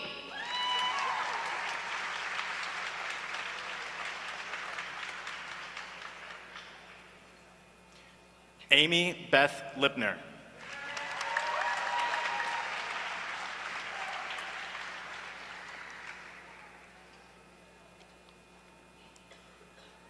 Tiffany Jordan Lano.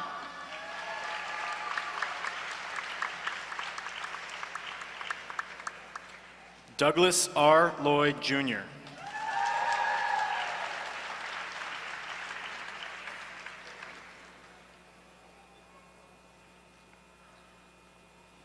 Matthew Ryan Lord.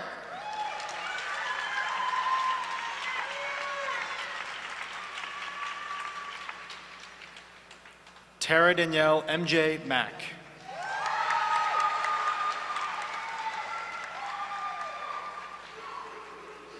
Yael Magen.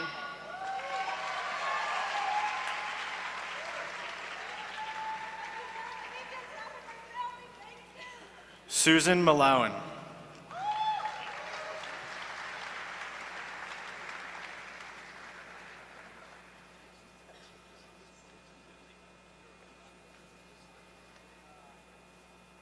Nicholas R. Martino.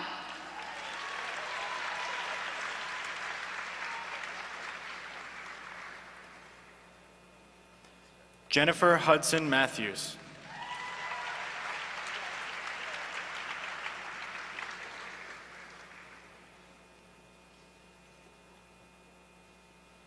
Edward Oreste Mazzaferro, Jr.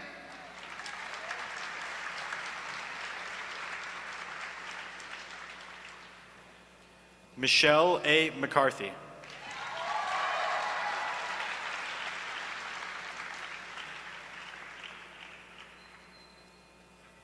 Monica J. McEnroe.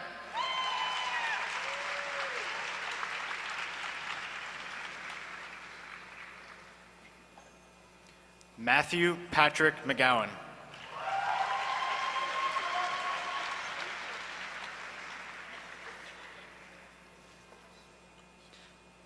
Elise Ruth McNamara.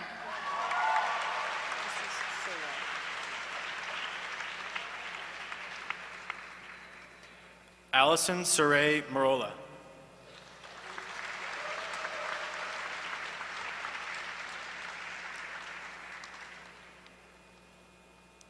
Alicia Merchen Perez.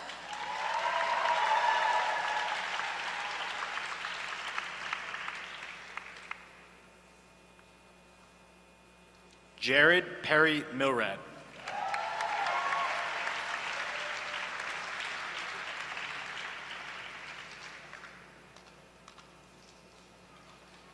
Stephen Minogue.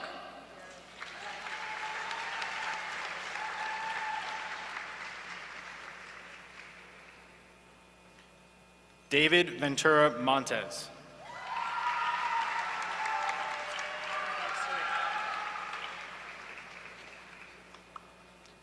Joshua K. Nault.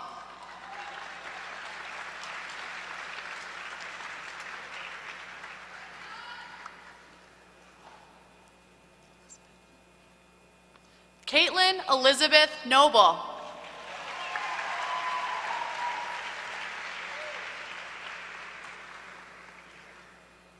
Renee Michelle Oliver.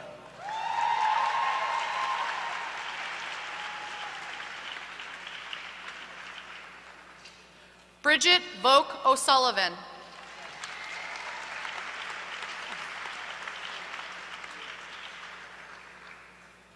Leanne O'Young.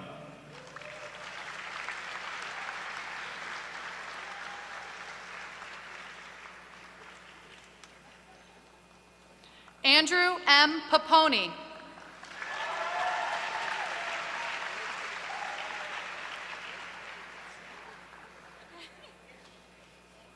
Alicia M. Parmentier.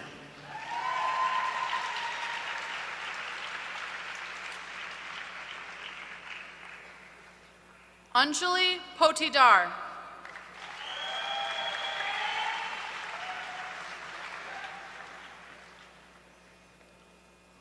Mimi Pacharel.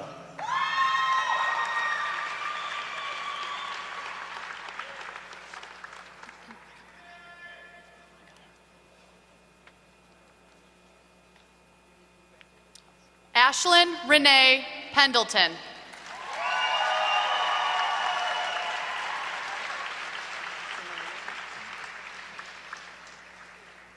Maria G. Perez.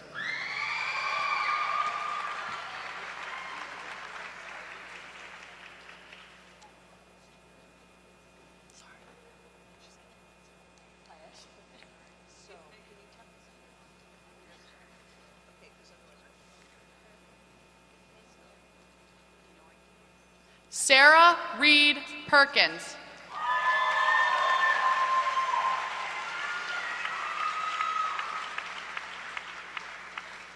Amy E. Perlack.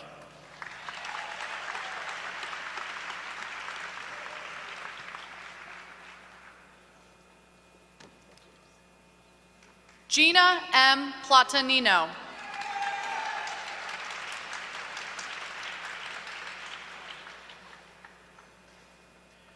Sonia Carroll.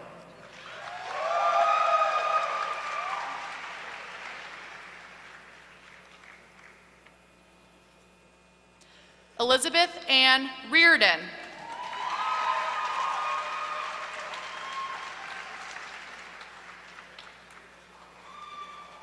Katie Michelle Richardson.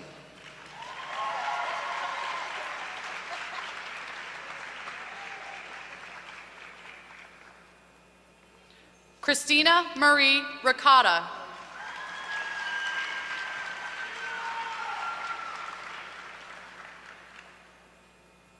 Elizabeth Jessica Riley.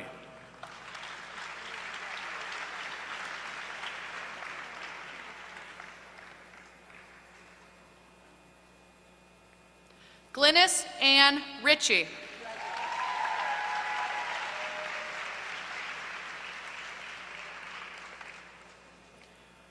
Amanda Del Riad.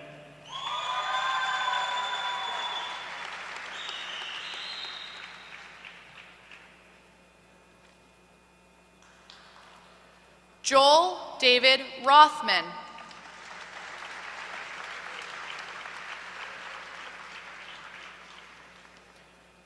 Nelson Ross Ruttrick.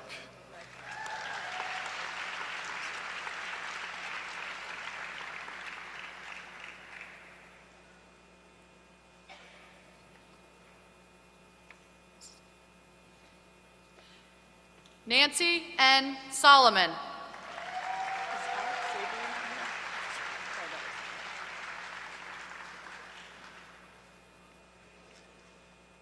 Alex E. Savory.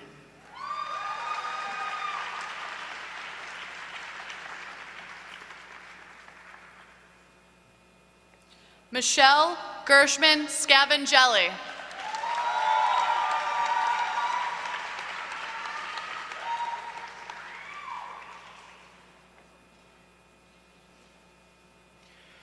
Allison Rose Schwartz.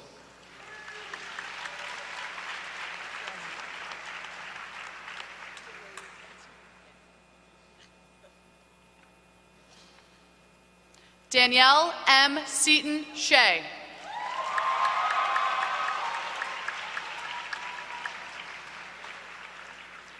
Frederick B. Seitz.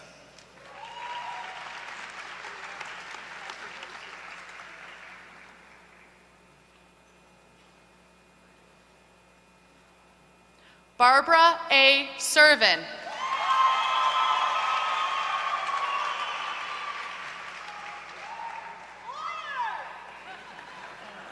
Dina Nicole Sharuk.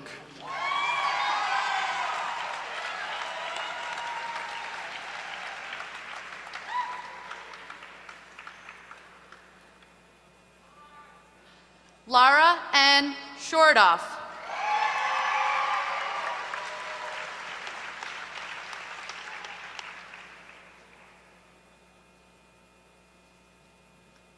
Taylor Marie Shutt.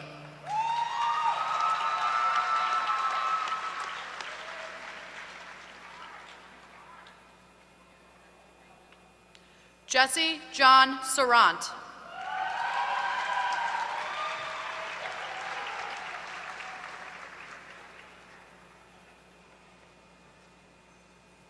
Lindsay Beth Silver.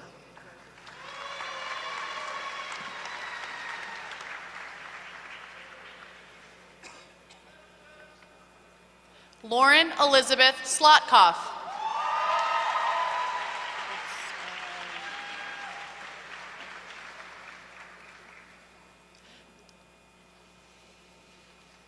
Philip Donges Snodgrass.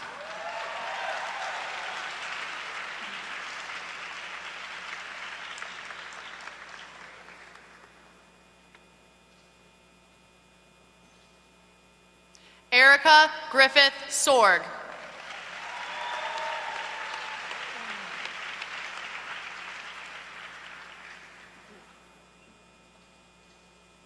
Michael Stefanillo, Jr.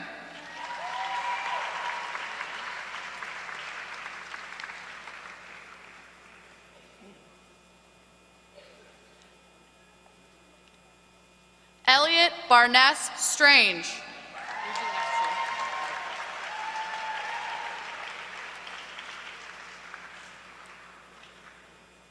Andres Suarez.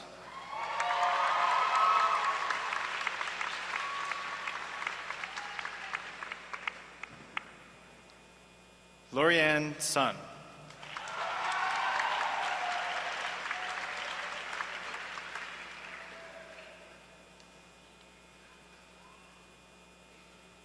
David F. Swanson.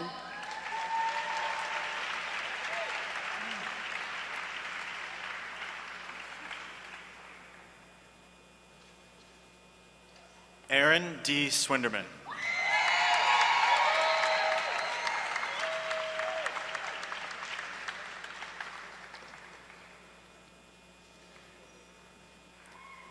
Leda A. Taboy.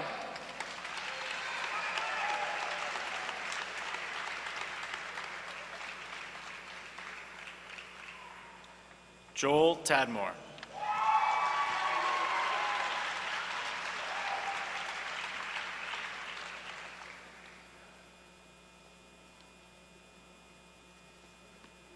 Catherine Rose Tarpley.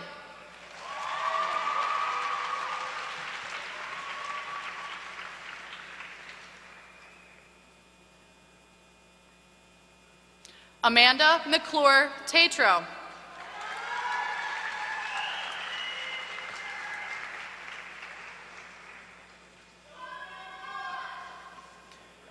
Matthew Alexander Trammell.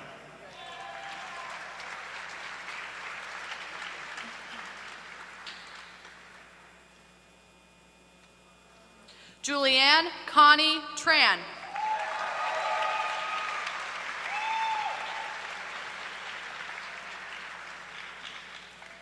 Jillian Michelle Tuck.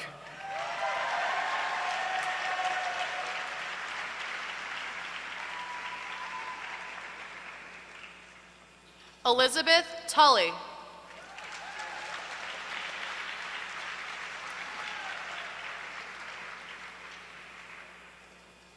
Shauna Ryan Tuig.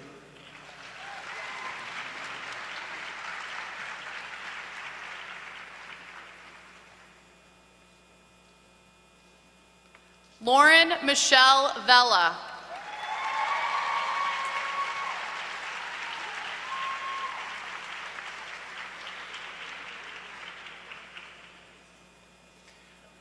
Whitney Nicole Vermeulen.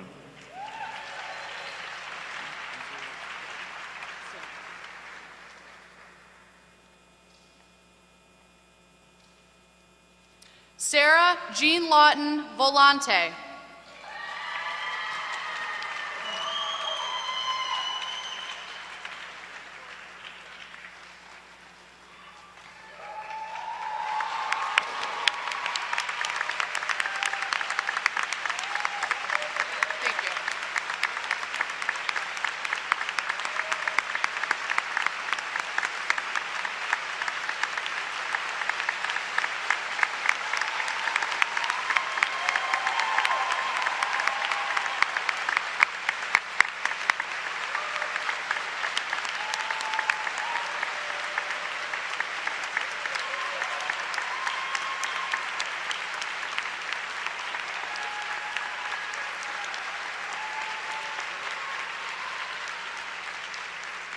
Kareem Wahid.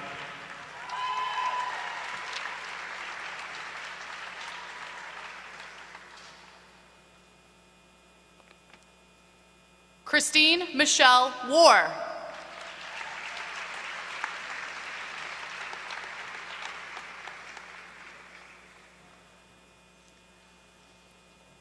Rebecca K. Weisanen.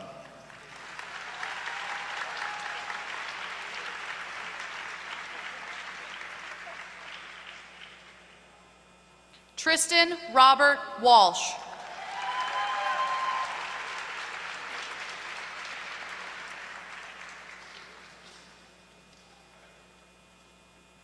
Shishi Wong.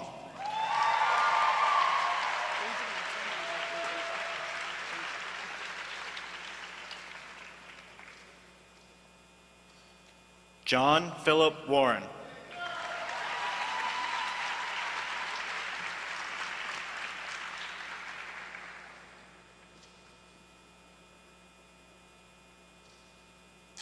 Asia Watson.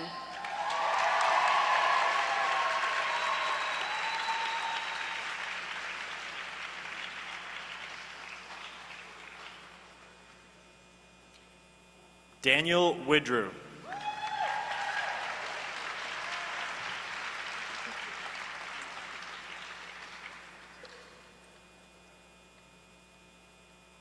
Shayna Lee Woodard.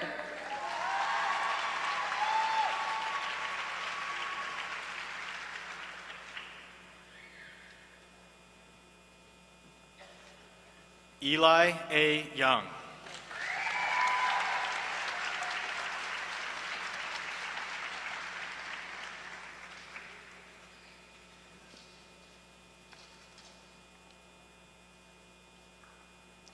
William Young.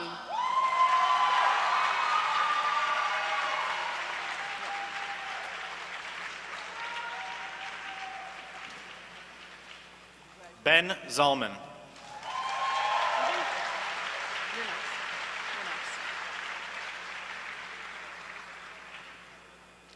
Jason Michael Letterman.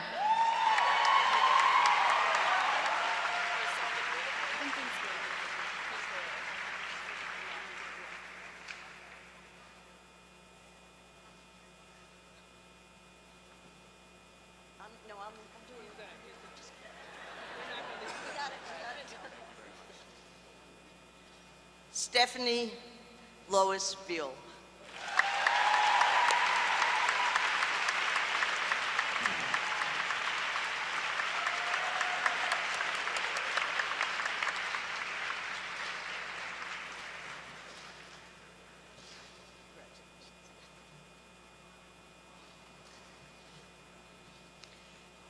Chan Woo Jung will now be hooded for his LLM degree by LLM and International Programming Director, Patrick Cassidy. Chan Woo is the first graduate of Northeastern's new LLM program for international students.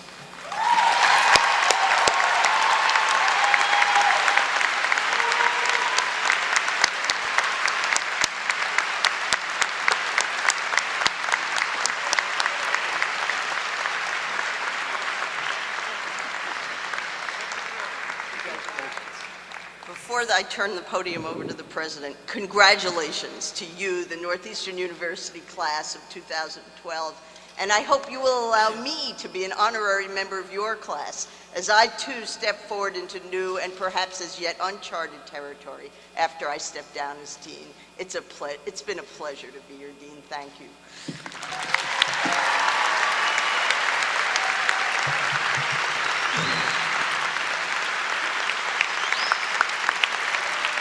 No, not yet. Not yet. Not yet. Not yet. We're going to have the opportunity to do it in 2 minutes. You have to hear why you should applaud her. First, let me welcome Dr. Berrien to our family, to the Northeastern family. And let me mention that we will have 2 season tickets for our hockey games. And I would like you to realize that you are in the oldest arena in the nation. So we would welcome you anytime, and I'll have popcorn for you. And Peter, too. Dr. Berrien, also with all due respect, I, and not you, am the one standing between the graduates and the celebrations. Well, unfortunately for you graduates, this is my one chance to impact the future of the legal profession. And so please bear with me, because I'm going to share with you my very, very profound thoughts on the role legal systems should play in free societies. That's my first option. My second option is to do something completely differently, and it's to honor our dean. Which one would you prefer? Honor our dean. So Emily, I would like you to come and be next to me.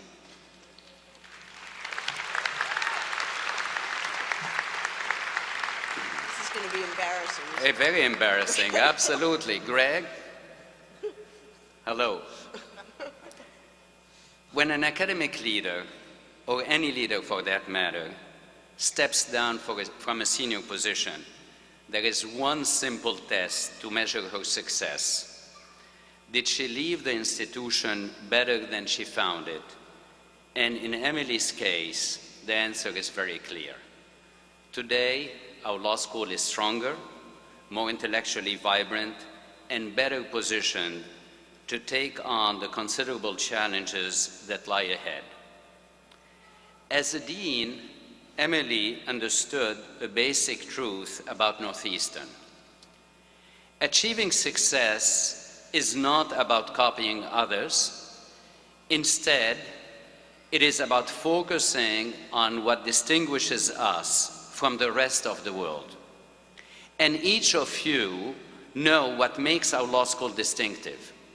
We have two pillars that are fundamental: our leadership in co-op and experiential learning, and our unwavering commitment to social justice. Emily not only supported these two pillars, she fortified them. She invested in co-op by making it global and making sure that as students you had access to every kind of experiential opportunity your profession offers. She also understood that you were drawn to the law school by a desire to work for the public good. So, thank you, Emily, for your leadership, your record of achievement, and the enduring contributions you have made to this institution. Your work will have a lasting impact on this school, the legal profession, and the university as a whole for generations to come. Thank you, Emily. Thank you. Now you can stand. Yes, now. You too, Greg. Greg, you too.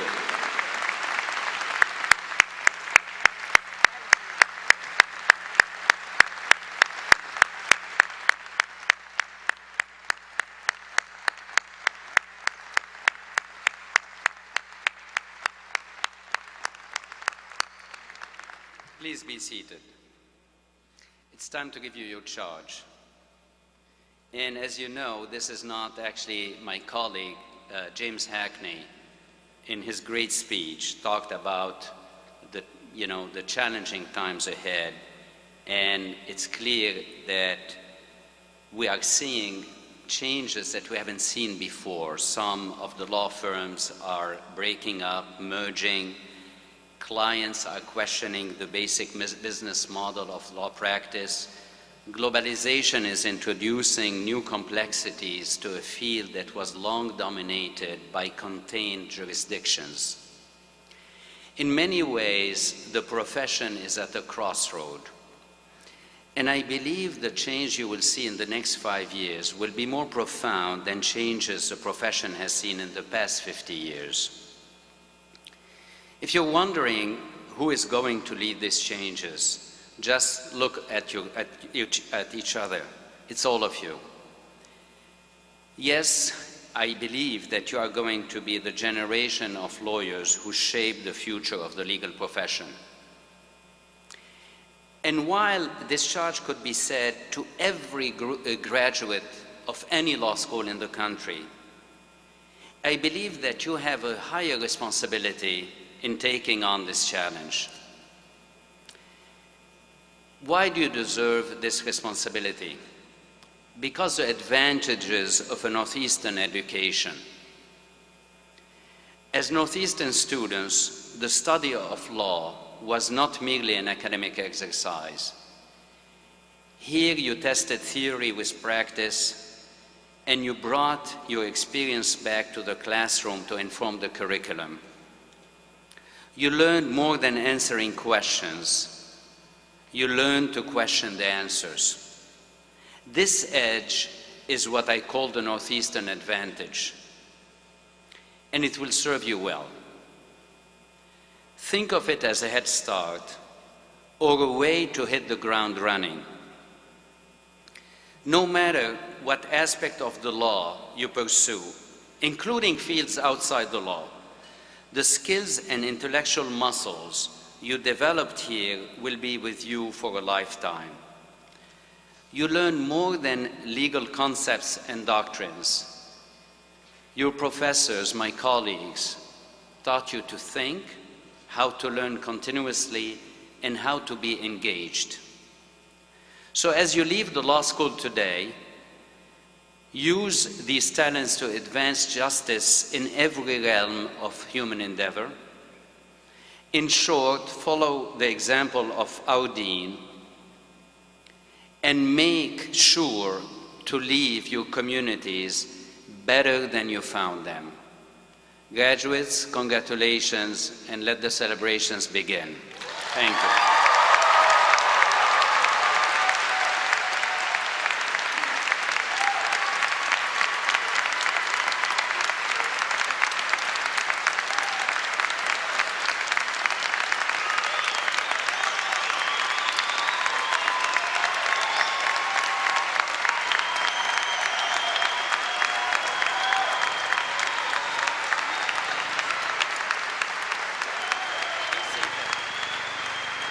Graduates, now that you are going to leave, I'm going to ask you to join me in thanking Professor Robinson, who is retiring as Grand Marshal and Professor of History after 57 years at Northeastern. Professor Robinson.